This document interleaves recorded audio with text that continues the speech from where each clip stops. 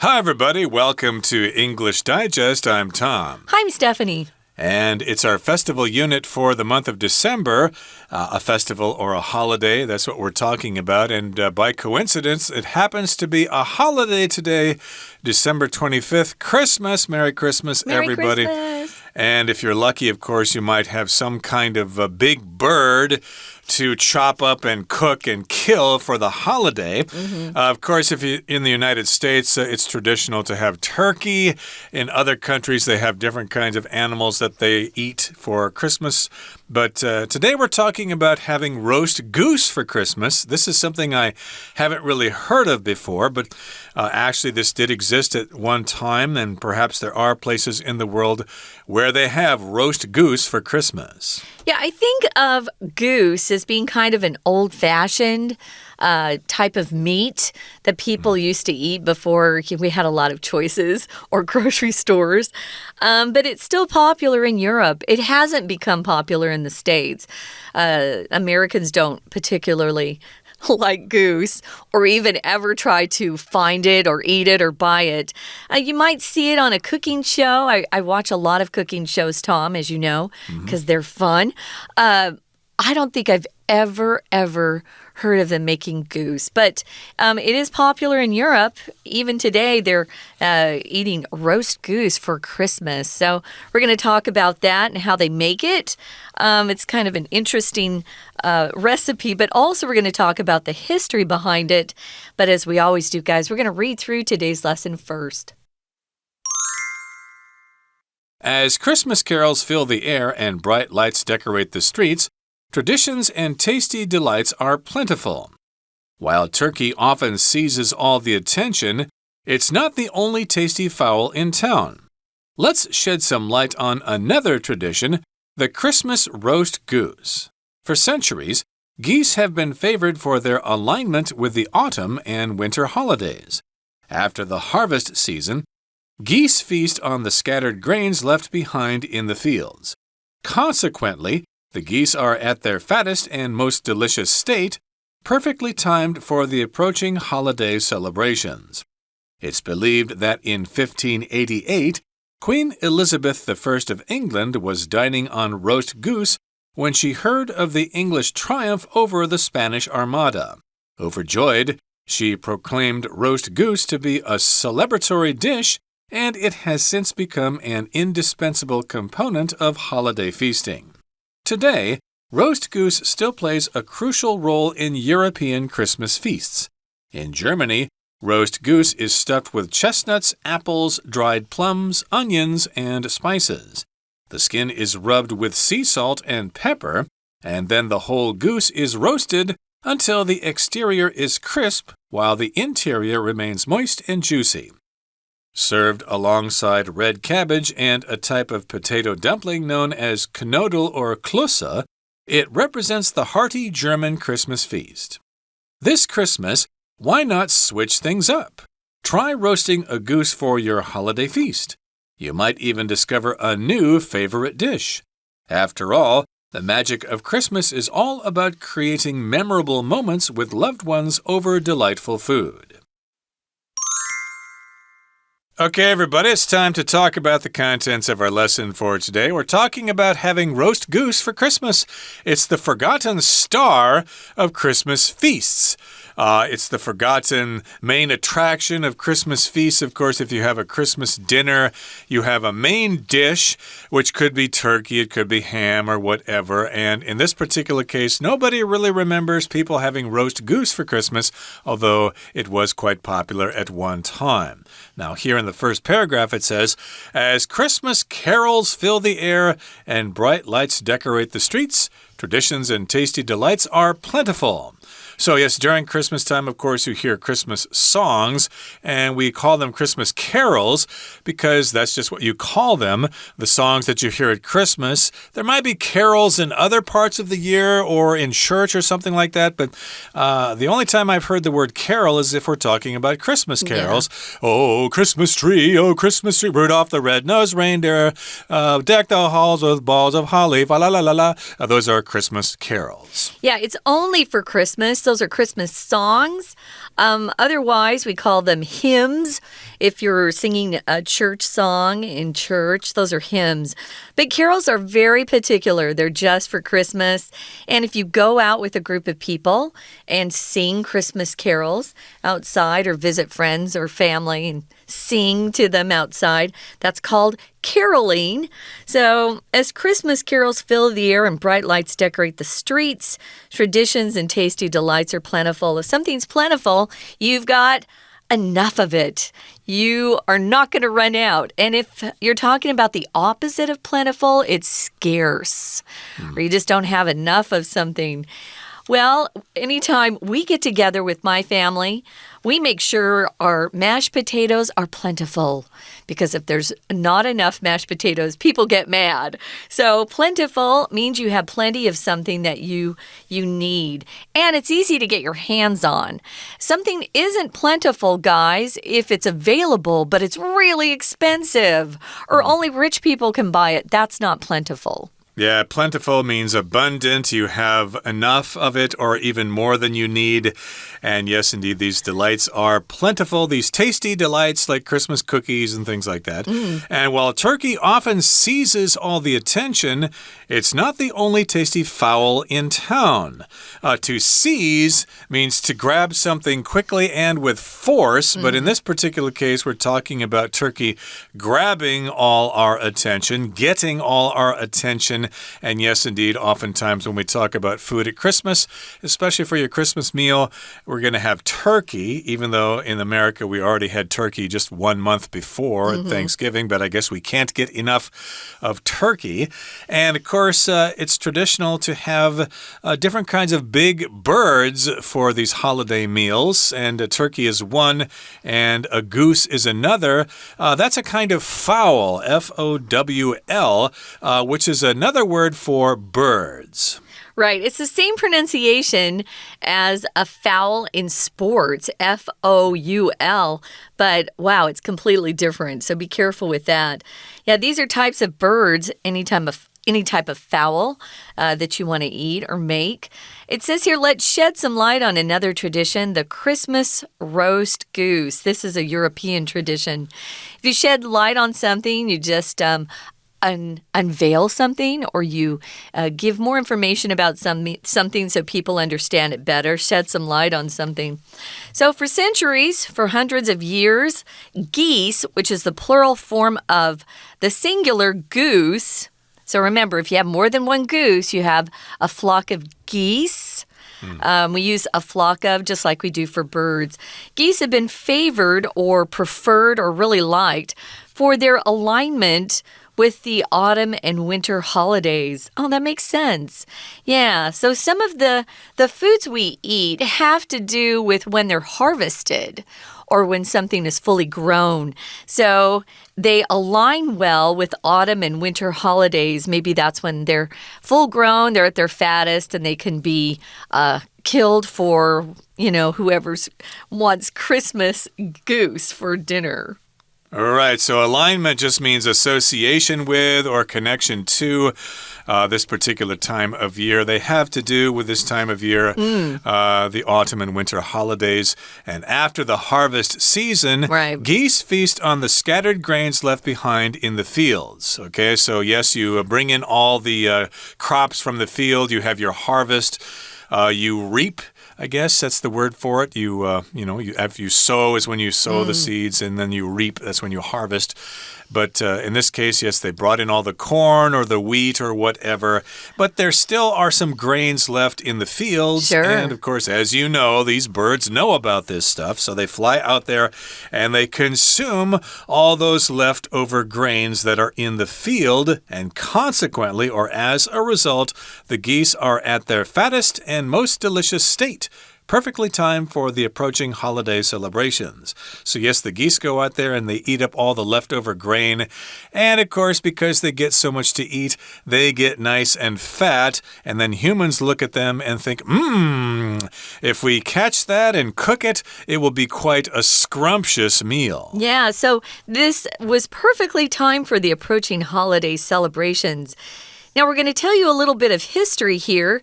It's believed that, so we're not positive, but, this is kind of another legend, another story. It's believed that in 1588, Queen Elizabeth I of England was dining on roast goose. She was eating her dinner when she heard of the English triumph over the Spanish Armada. So they were fighting with Spain. The Armada includes lots of ships, right? So she heard that the English had won. They weren't the British back then. The English had won. So she heard of the triumph. Triumph here just means some sort of victory, some sort of achievement. You've had a lot of success. So she heard of the triumph, and she was so overjoyed, of course, that she looked down at what she was eating and decided, good timing. Let's make goose our celebratory dish. So that's how this came to be known as, the fowl that you would cook for your Christmas dinner. Right. It's a dish that they used to celebrate the occasion. So she said, hey, we beat those Spaniards with our battle. We triumphed over them. We defeated them. We vanquished them. And therefore, we can have roast goose to celebrate this victory. And as a result, roast goose has become an indispensable component of holiday feasting. So it has, since that time, become very important when you have holiday dinners. So to become something just means it has changed from a previous state to a new state. And if something's indispensable, you cannot do without it. For example, I could say, barbecue is indispensable during Mid-Autumn Festival here in Taiwan. Of course, everybody needs to have a barbecue. It's indispensable. It's necessary. It's just not the same without it. It sure isn't. Well, right now, someone who we're just not the same without is our Chinese teacher. We're going to listen now. Our Chinese teacher is indeed indispensable. Hello everyone, 我是派老师。今天讲解的是12月25号 Unit 14。这个单元是一篇克漏字测验，内容和圣诞大餐有关。今天是圣诞节，虽然在台湾庆祝圣诞节的气氛不像西方的基督教国家那么浓烈，不过也是有许多台湾人会和3、5好友到餐厅用餐。但是圣诞节除了可以吃火鸡以外，也可以吃烤鹅哦，这也算是圣诞节传统美食。这篇文章介绍了这项传统的由来。好，我们现在一起来解题吧。第一段并没有出题，但是从第一段我们可以看得出整篇文章的主旨。讲到圣诞大餐，多数人会想到火鸡，可是作者在第一段最后面就提到，圣诞节有另一项传统美食，就是 roast goose。好，再来请看看第二段，第一句是第一题的题干。开头提到好几百年来，空格，因为和秋冬节日的一致性。第一题是测验文法，因为4个选项都有动词 favor， 差别在于不同的时态还有语态变化。favor 当作及物动词，是偏好、喜爱的意思。这个句子主词是而后面的动词之间的关系，主词跟动词之间的关系应该是被动的。4个选项当中只有 B 是被动语态，再加上从过去一个时间点开始维持到现在的动作，指的就是好几百年以来嘛，所以这时候我们就会使用现在完成式。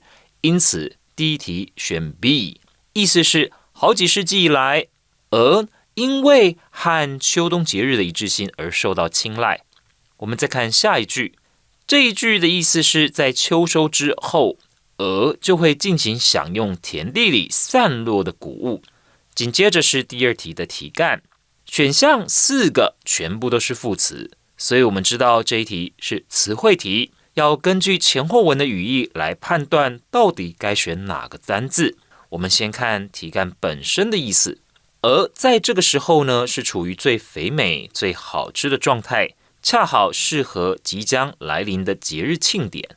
第二题空格前后的句子应该是因果关系，意味着秋天收成之后，而吃了很多，而呢，他吃了很多田地里散落的谷物，所以身上的肉也变得肥美好吃，适合当作庆典的佳肴。我们必须要从第二题4个选项里面找出可以表达因果关系的副词。这4个选项的意思分别是 A. consequently 因此， B. abruptly 突然的， C. contrarily 相反的， D. previously 先前。第二题选 A。 后面接着 It's believed 这句话的意思是指在1588年，英国女王她当时正在享用烤鹅，听到了英国战胜西班牙的好消息。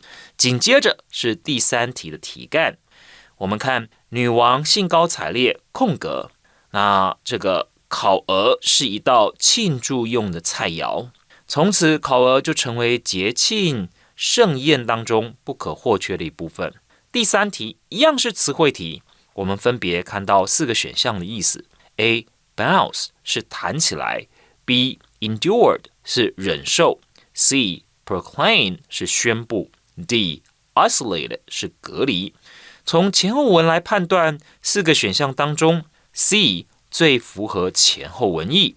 第3题选 C. proclaim 宣布，表示女王兴高采烈宣布烤鹅成为一道庆祝用的菜肴，此后烤鹅就变成节庆盛宴当中不可或缺的一部分了。 We're going to take a quick break. Stay tuned. We'll be right back.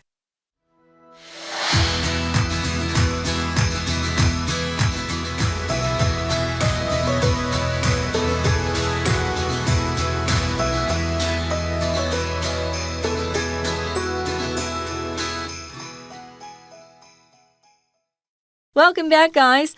It's our festival unit, and we're just kind of sharing what we learned about roast goose, how it's kind of the big dish in Europe for Christmas, which is very different from the States, where we tend, or Canada, where we tend to cook up either turkey or ham. Ham's popular as well for Christmas. So we learned that long ago, because the fowl... after they harvest their crops, these geese would come in, they'd, fly into the area. They're wild. Remember, they're wild. They would fly in, set themselves down, and try to eat the scattered grains that were left in the field after the harvest had happened. And at that point, it's late autumn. And the geese are getting nice and fat. So it's a time that some of these hunters would take a shot and get their geese or their goose is singular, geese is plural, to eat for their Christmas dinner. Now, according to legend or an old story that we have from history, it's believed that in 1588, Queen Elizabeth I was dining on roast goose when she heard that her English army or military had achieved success over the Spanish Armada, which is a big deal because Spain had really good ships back then. So she was overjoyed. She was so happy that she proclaimed, if you proclaim something, you say something in an official way. So she proclaimed that roast goose was supposed to be their celebratory dish from then on. And since then, it's become an indispensable component of holiday feasting in Europe. Makes me wonder what the Spanish have for their Christmas dinner.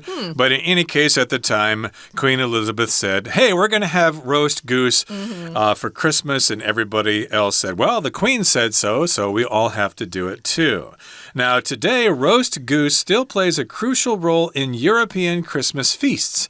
Okay, so again, it's not popular in the United States or Canada, as far as I know, but it still exists in certain in certain European countries.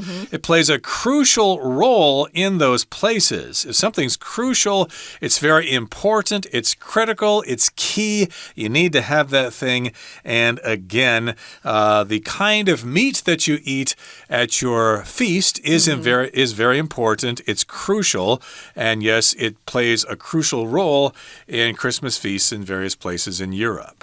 It does. Well, today, this roast goose does play that crucial role. Crucial, very important, vital, very, very important. this is the way they cook it, which is interesting. In Germany, roast goose is stuffed with things like chestnuts. We have chestnuts here in Taiwan, apples, dried plums. Plums are a soft, round fruit. It can be in different colors. Typically, you'll see them in kind of a red, purple color, but I read online that they come in yellow too, which is interesting. Dried plums, just FYI, are called prunes, and they're good for your body. You can buy prunes that have been pitted and, ready for a snack, I guess. But they would put all of these things inside the goose that they would cook.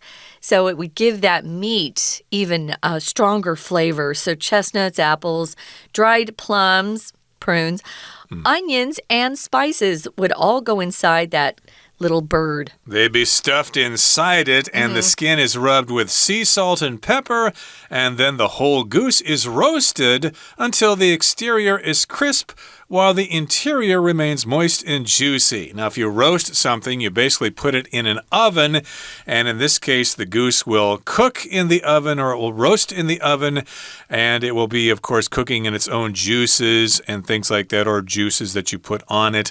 Usually, if you put something in the oven, you bake it, like bread or pastries, but if you're putting meat in there, we say you're roasting it, and you leave it in the oven until the skin, the exterior, is crisp, and then you want the interior, the inside of the bird, to remain moist and juicy.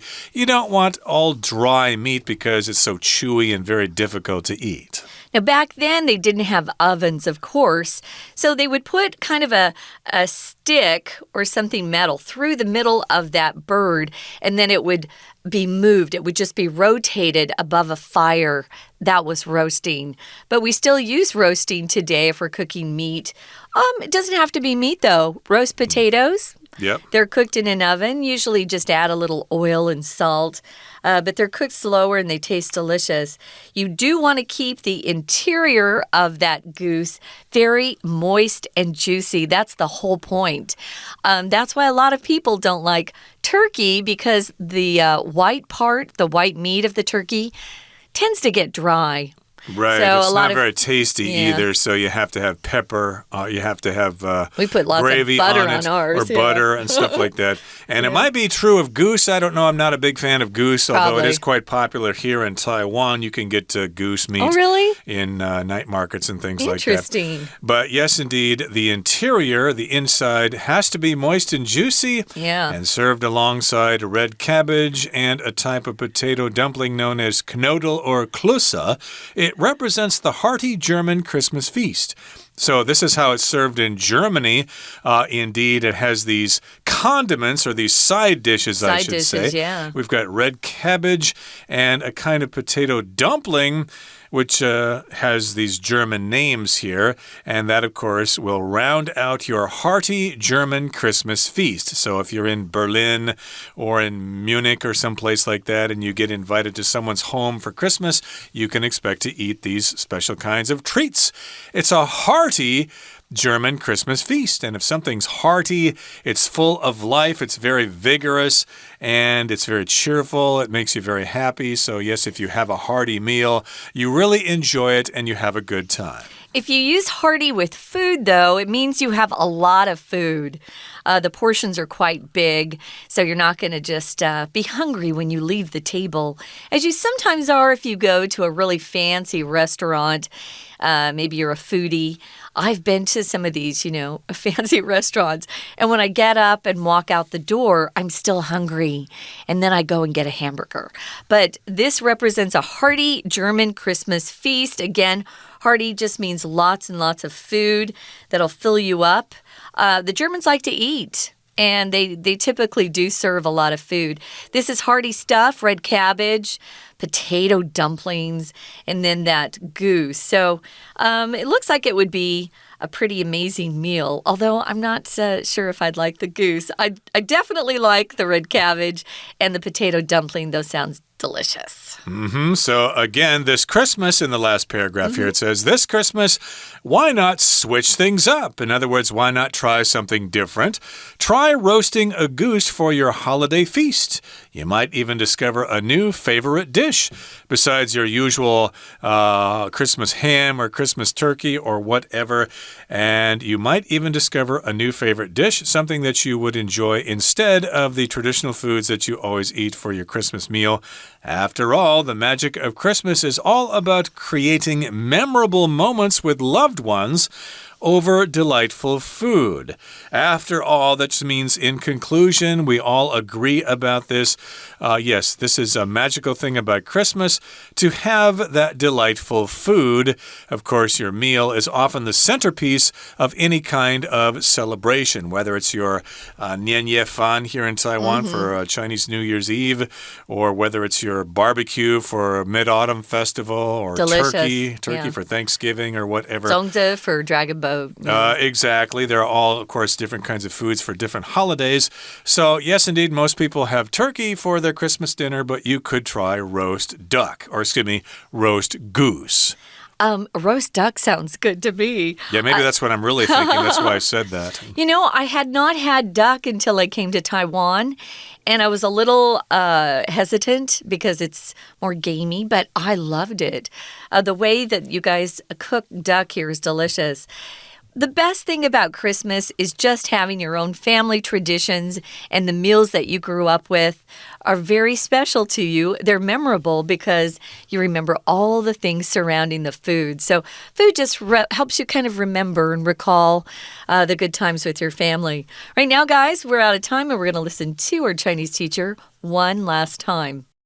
我们接着看到第3段，如今烤鹅在欧洲的圣诞大餐仍然扮演着重要的角色。在德国，烤鹅的身体里面呢，会填满栗子、苹果、甘梅、洋葱、香料等。再看第4题，第4题也是单字题。我们先看题干本身的意思：鹅皮抹上海盐和胡椒，然后整只鹅烤到外皮酥脆，内部依然空格多汁。好，我们看4个选项 ：A. transparent 透明的。B. rigid 僵硬的 C. moist 潮湿的 D. crunchy 酥脆的。根据前后文，第4题应该选 C. moist。最后我们看到第5题，题干的部分意思是今年圣诞节何不？